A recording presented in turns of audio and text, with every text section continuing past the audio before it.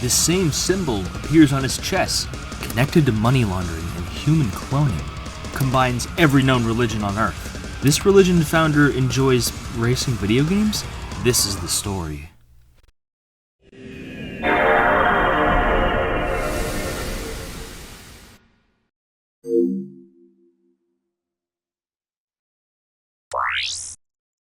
On September 8th, 2018, I was innocently browsing the internet after a particularly tough day as a high school senior.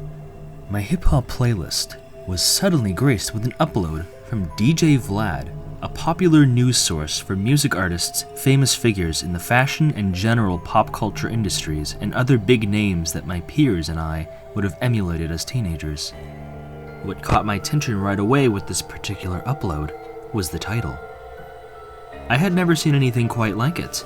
Kid Boo says he is a second-generation clone that escaped from a cloning facility. That's a lot to take in, so let me break that down for you. Kid Boo, previously known as Humongous the God, real name Marquez Lau Santiago, is a rapper based around Miami, Florida. His colored dreadlocks and face tattoos speak volumes to his status as a quote, SoundCloud or mumble rapper, unquote, that was extremely popular in the 2010s. More than his catalog of music or personality, his recollections of his life fascinated me. He recalls that his original self was born in New Jersey, but taken to somewhere called Clonaid in Canada as a young child and apparently underwent a procedure where he was cloned, with his registration number of 0112568 to back up his statements. Okay. I guess you were born in Jersey? Yeah. Originally, my first gen. I'm a second gen now. That's why you see the celebrity bursts say I'm born in Toronto, but that's false.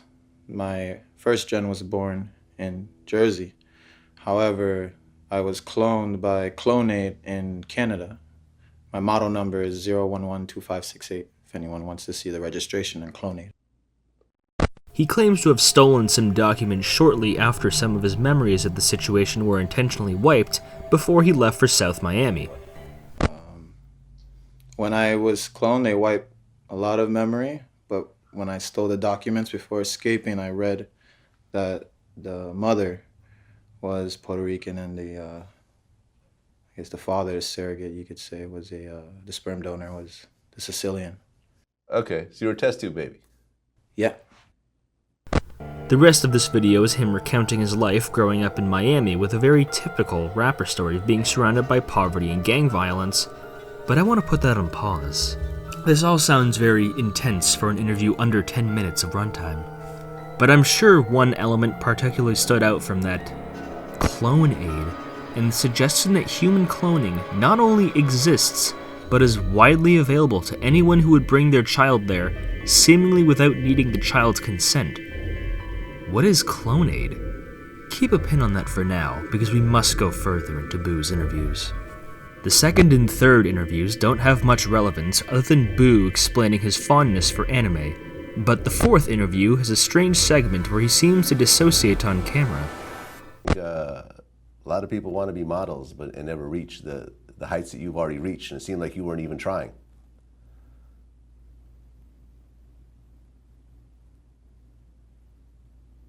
Sorry, I was receiving a message.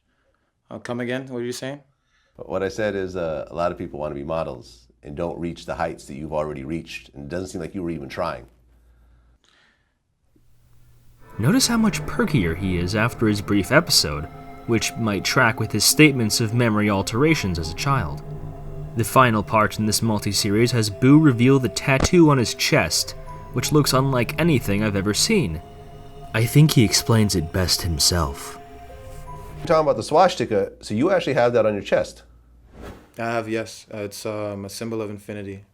Okay. Which is a swastika within what appears to be a 6-point star. But Right. It's all one symbol. It's not a symbol within another. It's one That's symbol. interesting. So People always try to dissect things, and that's just, I want to say, not human nature, but perhaps American nature. When people look at a yin-yang, they don't see one symbol. They see two, a white and a black, and they think good and evil when in fact it is just one symbol. It represents one. And the same with the tattoo on my chest. It's not two symbols put together. It's one symbol that represents infinity and time and space. So, what can we dissect from all this? Let's talk about his claims of being cloned. To blow his verbal claims out of the water, he decided to start an Instagram livestream with his clone, supposedly.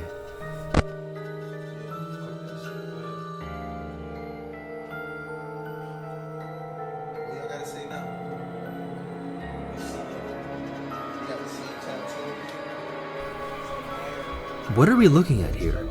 Did he really invite his first-generation clone to flex on Instagram? Well, likely not. I'm not the first person to point out that some editing magic is likely being used, and Kid Buu himself isn't entirely known to be truthful. Claims from people in his personal life make it hard to verify his location, or even his age. An ex-girlfriend even went so far as to reveal that he had a hidden child while they were together. So many of Buu's claims have been cast into doubt long before I had discovered him way back in 2018.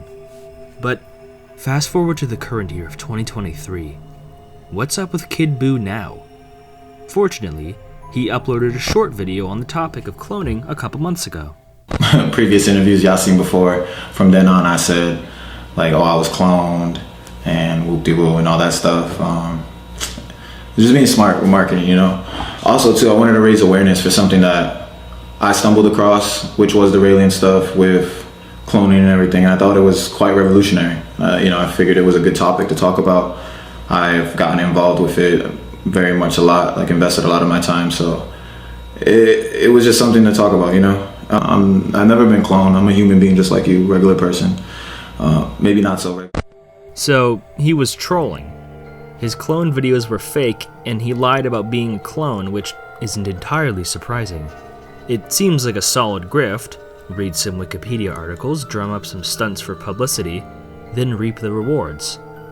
It was interesting to think about, but unlikely he was telling the truth about any of this. Right? Well, perhaps not. But there were some things I'd like to point out. He says that his claims of cloning were fake, but that the act of cloning itself is very real. And pay close attention to this snippet. Also, too, I wanted to raise awareness for something that I stumbled across, which was the Raelism stuff with cloning and everything, and I thought it was quite revolutionary. Raelism? He mentioned something as Raelian stuff that's involved with cloning. So let's investigate. Raelism, or Raelism, is a religious movement founded by a former French car journalist, Claude Vollehorn. A cursory browse reveals that the tenets of his religion are rooted in explaining all other religions as one big monomyth, that its founder is the last messiah on Earth before an unspecific apocalypse is supposed to show up, with dreams of utopia. This all sounds right at home in New Age religions, but the topic of cloning reels itself back into center stage. To specifically quote the page, "Hope for physical immortality through cloning." And this is their primary symbol, which you should remember appears directly on Kid Buu's chest. We have two big topics here to cover. First is this strange company, Clonaid, that seems to be able to clone people with some shady origins. Second is this religious movement, Raelianism, which preaches cloning as a form of immortality. From here, I give you, dear viewers, the option to choose which topic you would like to view first. Simply follow the timestamps above to skip whatever topic you would like. Go ahead and think about this. I'll be waiting. You may view them in any order. Are you caught up? I hope so, because from here on out, we're going to dive in deep.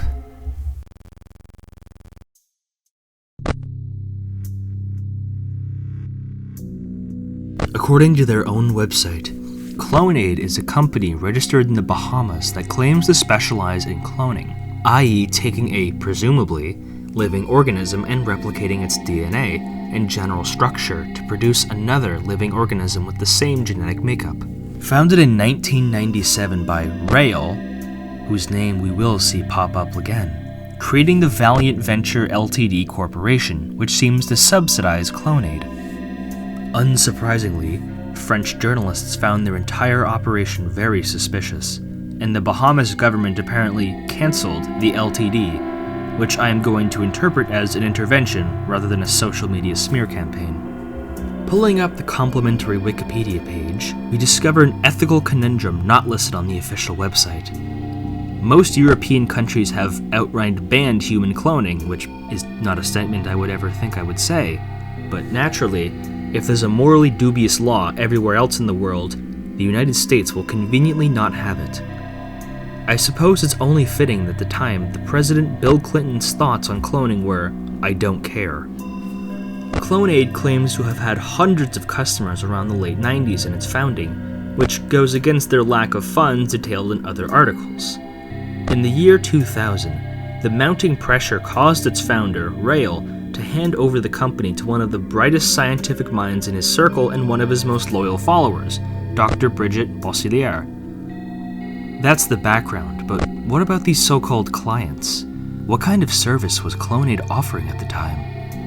The website lists several different options one could presumably pay for. People who are sterile will find new hope in simply being cloned instead of conceiving a child, which I can't say I entirely understand. I'm a YouTuber, aka implicitly sterile, and I still don't think that having a clone would feel anywhere near the same as having a child. Alternatively, you could be living an alternative lifestyle, or you could have some kind of disease with a history of transferring to offspring. You can simply take your own genes and have another you come out, or clone a dying loved one, which seems just as macabre as it sounds. Personally, if I were dying, I probably wouldn't agree to my family cloning me and loving the clone because they've emotionally abandoned me. Kind of like a soap opera about Carl Squared. All of this just sounds lovely. How do I sign up? By filling out a form that is no longer valid, we will be contacted by one of their dutiful scientists and you can simply send the required genetic material, presumably through the mail. Then a donor mother selected by the company will give birth to your new Carl Squared. I assume you must send them your address to have the child given to you, unless the baby will also be sent in the mail. I doubt I'm the only one to notice how lacking this all seems. Surely there would be more parties involved in the regulations of sending and creating a baby. There isn't any mention to having to provide the government any kind of information about cloning yourself, which is exactly how you get the plot of Fear without the psychics.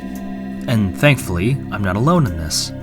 Before human cloning, they started with animal cloning, in which investigators found thousands of dead animal fetuses as a result. But humans are certainly not off the table. During an investigation in 2001, the FDA went inside a lab in West Virginia, which happened to be inside the science lab of a defunct high school. Inside, they found state-of-the-art scientific equipment funded by the West Virginia legislator at the time, Mark Hunt, who was allegedly intending to clone his 10-month-old son who had passed away years prior. He was persuaded not to pursue this any further by the FDA, at least not under American soil. My first thoughts for hearing this were, what? There are cloning labs, funded by state politicians? How do people not know about this? Well, the New York Times article the Wikipedia page cites isn't entirely easy to find, which casts a lot of doubt on the story, but it is not the only one by quite a long mile. Most infamously was Baby Eve, an alleged baby to have been born just outside of America. Dr. Boisselier chose not to reveal the donor or any real information on Eve at the press conference she discussed the event at. This leads us to a huge jump of their Korean branch company and prevented anyone involved from leaving the country and seizing all documents in the operation. The FDA, brought up once again, was mad at Clonaid for, I quote, "Its regulations forbid human cloning without prior agency permission." So, I would like to believe that if you had simply asked the FDA, they would let you do it. That sounds appropriately demonic enough for the FDA. But what became of Eve? Honestly, I don't know. Is she even real? No clue. There are so many examples of Clonaid doing something insane and the American government having to check things out and leaving with a sense of general confusion. But there aren't any real solid laws against the practice, despite some people ushering Congress to make them. Everything just seems incredibly skeptical and unbelievable. Eve, or any other claimed clone baby, don't have definitive proof of them existing at all, even after several federal investigations.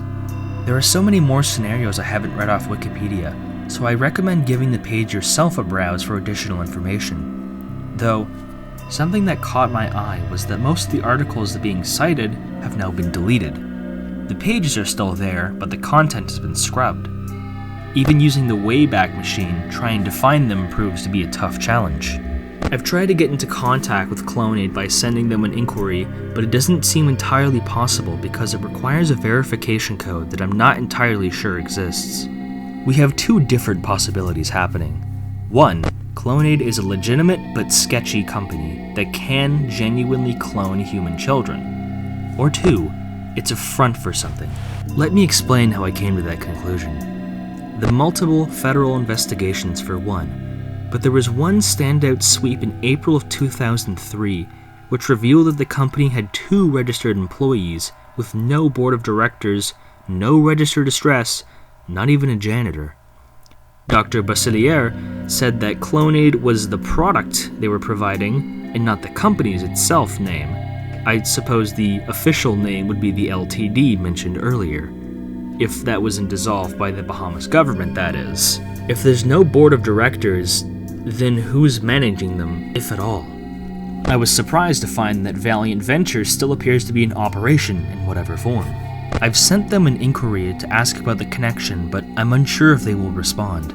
So, if they aren't connected, or at least claim to not be connected, does this mean that Clonaid is just a shell company collecting payments without providing anything? Well, let's see. Their clients tend to be very wealthy and influential people, often desperate to bring back a loved one in whatever form. It's sad, but not surprising that a New Age company would profit from the wealth and grief of vulnerable people desperate to see their children and families through miracles they claim to provide. But who is this benefiting? Given their lack of employees, who is receiving all the money? Dr. Bridget Basilier, for one, the head of the company. But what if its original owner, Rael? Rael? Why does that name sound so familiar? Oh, of course! It ties to Raelism. Whatever that is. Why don't we check out what that is?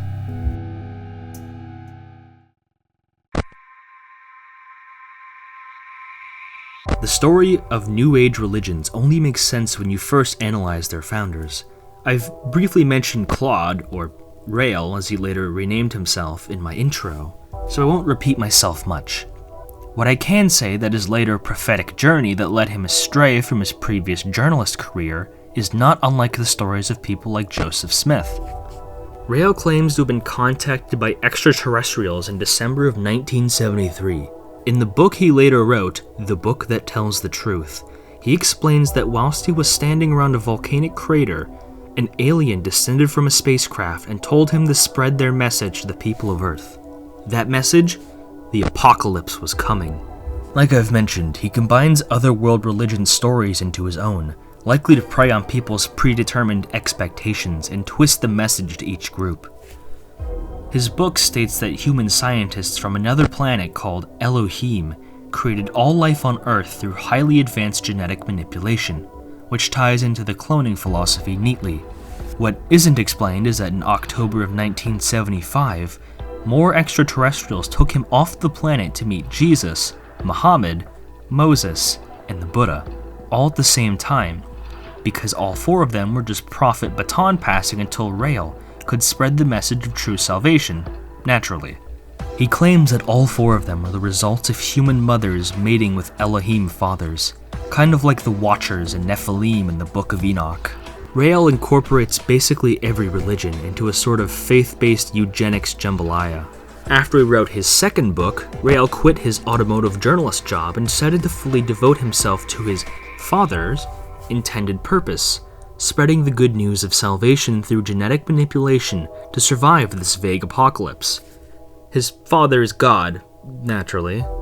It was at this time he founded MADECH, who were just a small group of devoted followers at the time, which quickly blossomed into now what we call Raelism.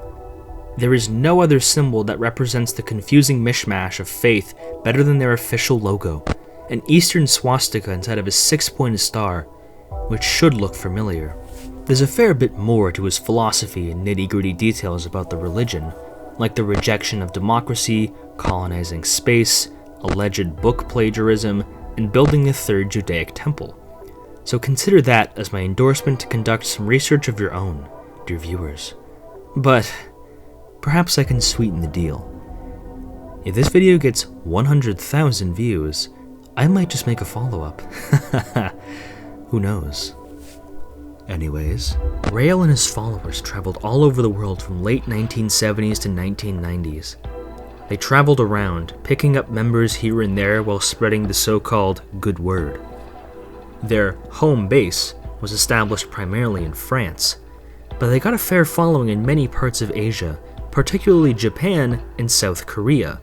South Korea, just like the Korean branch of Clonaid.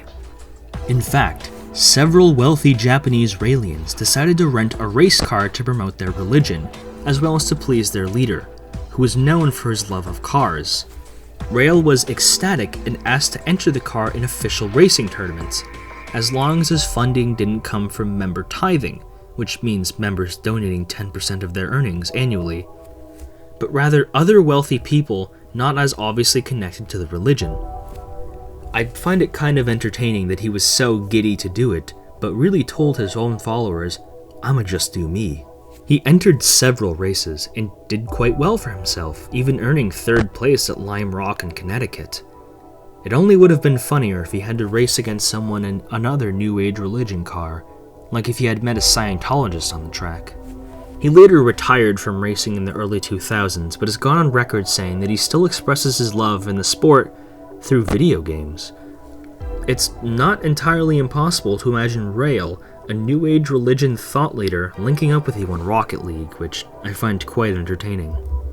If you recall, I said that his main base was established in France, but not everyone was so pleased with that fact. France, being a Catholic majority nation, gave him quite a lot of grief. So in the late 90s, he decided to relocate main base to Quebec, Canada. A lot of the documentation around him during and after the 2000s is about topics I've already covered: Clonaid's founding, Baby Eve, and those respective controversies. But what are they up to now? Well, this is where a lot of the big media publishing goes quiet. They seem to still be very active, even appearing in Vice documentaries' worldwide presence, but not a lot of articles are being written. What is their primary goal? Outside of space colonization and religious aspects, I mean. I'm sure some sharp viewers probably perked up their ears when I mentioned the term tithing, because it's about the money. Raelism is quite a profitable business. From hosting speaking seminars, publishing books, sponsoring other public events, it all rakes in a lot of money. A lot. I highly recommend that if you haven't been briefed on the Clonaid section, you check that out now. Are you returning from it? Then let me put all the pieces together for you. So, between a SoundCloud rapper, a possibly fake cloning company, and a suspicious alien-based religion with ties to racing, Canada, and eugenics, what are we gonna make from all this? And put quite simply, I think that money is the heart of it all. I'm not enough of an armchair psychologist to really know if Rael and his most loyal followers truly believe what they're saying, and I don't like to criticize people for their choice in faith. I'm Catholic, so me pointing a finger at anyone for their faith would be hypocritical. Regardless of their belief, it still makes a stupendous amount of money for the higher-ups involved, cloning being legitimate business or not. I compare it to something like the Church of Jesus Christ of Latter-day Saints, otherwise known as Mormons. Many people call the Church of Latter-day Saints their home and stand behind their message because of their faith, but the business side of the religion is a huge influential factor in its decisions, though I've yet to see Rael run for president. I didn't make this video to step on anyone's toes or make them feel small for their faith, or even to question their beliefs, but rather to simply start a deep dive into the topic and see where it takes me, and oh boy, it took me for a ride. Earlier, I started a poll that asked people their genuine thoughts on the possibilities of human cloning, and the ambivalence speaks for itself. I must reiterate, I highly recommend you check out the articles on your own. I'll have a section down below on some links and pages I've cited to make this video. There were quite a few things I've left out for the sake of brevity, so leave a comment down below if you think I've missed anything or want to start a conversation about a particular aspect. And about that sequel, I think you know what to do. 100,000 views and I'll do it, I promise. A subscription and sharing the video certainly wouldn't hurt either. Viewers of the channel would know by this point that I quite frequently cover mysterious and enigmatic topics on this channel. I might not have the best problem-solving mind, but the feeling of uncovering clues and following the breadcrumbs leading to a conclusion is something that always keeps me coming back for more. It's a thrilling feeling unmatched by any other. Though I centered this channel specifically about capturing this feel relevant to media, most particularly video games. It wouldn't be entirely inaccurate that a hobby of mine would be to investigate and dissect the darker side of entertainment. Some say that I'm seeing things that aren't there, that my assertions and conclusions are too far fantastical to be sensible. And I must say to that, in a sense, you're probably right. Logically, I know that some of the things I say are out there. Speaking honestly, I know Nintendo wasn't planning Wet Dry World to represent an antediluvian Nephilim worship site, but that's the wonder of imagination. What I aim to do is take you to places you might not otherwise visit inside of your mind. Get you to look at normal things backwards, to put a creative, inventive spin on them. As Nightmind would say, using your night mind.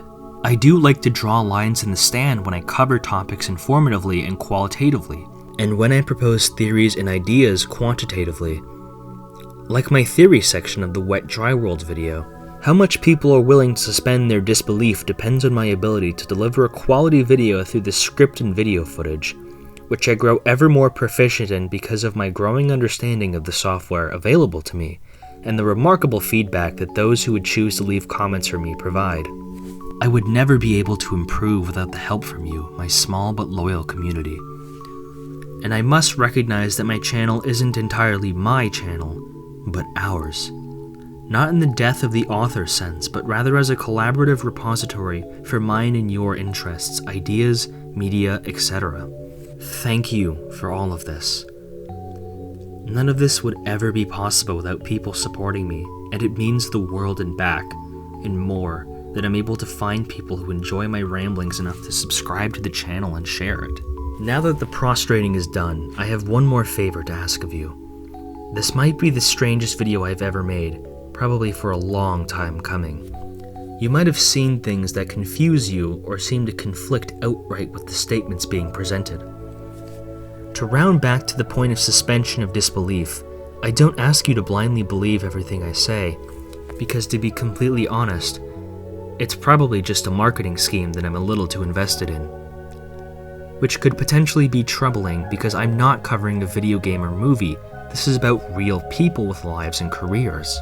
What I'm asking you is to keep an open mind and enjoy my embellishment of this truly interesting case, and that you enjoy yourselves while you watch it. Keep in mind how easy it is to burrow deep inside a rabbit hole and get lost, so remember to poke your head out and not get too absorbed into it. After all, this video is purely for fun speculation and not a real expose, right?